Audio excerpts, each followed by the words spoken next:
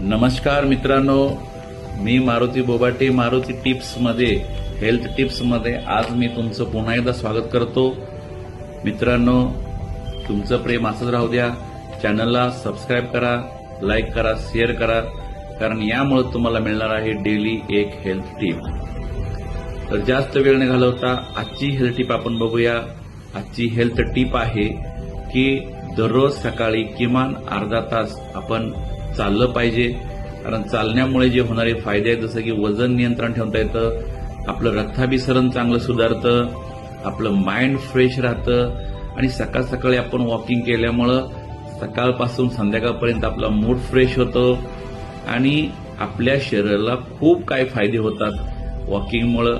त्यामुळे सर्वांनी दररोज किमान अर्धा तास चाललं पाहिजे. त्यामुळे चालत राहा, निरोगी राहा आणि असंच माझ्यासोबत दररोज टिप्स घेण्यासाठी सोबत राहा. थँक्यू.